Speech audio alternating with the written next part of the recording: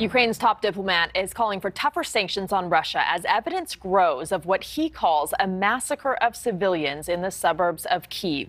Ukraine's foreign minister urging the West to impose new embargoes on oil, gas, and coal, to close all ports to Russian vessels and goods, and to disconnect all Russian banks from the SWIFT international network. Joining me now is Anastassia Fedyk. She is the assistant professor of finance at the Haas School of Business at UC Berkeley. Thanks for being here. So you're a finance expert, right? The sanctions have been put in place for a while now. What effect are they having at this point, and will they be enough to change anything? That is a very important question right now. And the answer is that, unfortunately, they have not been sufficient as of yet to make any difference. The big things that are still bringing cash into the Russian economy, that are still enabling Putin to finance his war, are still going through. The energy exports, oil, gas, that's still flowing out. That's still flowing out to Europe. And of course, it's also flowing out to Russia's other trading partners, including China and India. So when we take a look at actually how much cash Russia is receiving, that has not been hit. So the unfortunate truth is that the sanctions to date have been larger than ever before, but they're still not quite enough to make a difference. Have they changed public opinion in Russia at all, or have they unified people against the West? I'm curious to how they're being received within Russia. Yes, so I'm not sure to what extent they've actually had inadvertent opposite reaction in terms of unifying the West. I think the Russian propaganda has done the legwork on that front, but they haven't had the effect that we have been hoping for, which is economic pressure on both the wealthy elites in Russia as well as ordinary Russians that would then lead those Russians to support the war less. That has clearly not happened. We've seen the approval ratings for both Vladimir Putin and for the war only going up in the last month and a half. And it was an overly naive kind of hope to think that the oligarchs getting their yachts kind of confiscated, or ordinary Russians not being able to go to McDonald's, is going to really have an effect on their willingness to support their regime.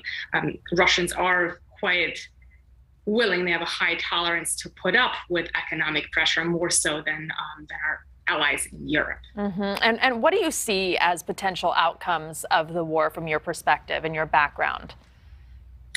So I think what we've seen in the last few days is just how negative a potential outcome of any success, even limited success, by the Russian invasion would be. So potential outcomes include defeating the Russian aggression. That would be the most optimistic.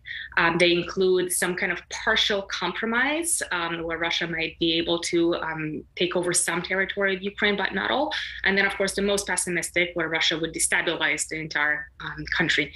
And I think what we've kind of noticed in yesterday and today, with these images coming out from towns outside of Kyiv, is that middle outcome is actually a very, very dangerous outcome as well. So any areas that Russia has been able to take over, that they will take over in the future, are not going to be, it's not about a trade-off between negotiating to save lives. If you give any area to Putin's forces, it looks like there are no lives to be saved. So that's a dire prognosis. So unfortunately, the outcomes are all negative unless Ukraine somehow manages to push out Russian forces from the entirety of the territory. What about the role of bystander countries like China? Yeah, that's a big factor as well. And that is definitely limiting in the ability of the United States, of its European allies, to sanction Russia, is the fact that Russia is increasing trade with its other partners like China. And those are so far unwilling to take any clear position against the aggression. Now, of course, that's not unlimited. So what we have noticed early on with Russian energy, which has become somewhat toxic in the West, even if it's not outright banned, is that the price for Russian energy has actually gone down relative to the price of regular, say, Brent crude.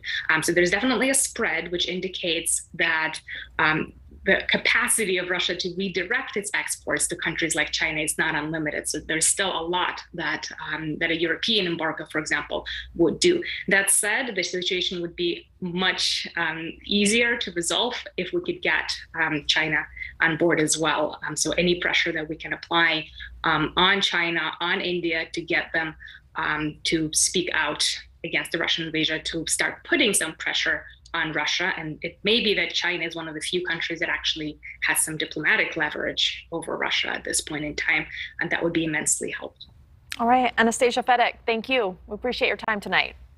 Thanks for watching. Click the red subscribe button below so you can get more of NewsNation's fact-driven, unbiased coverage.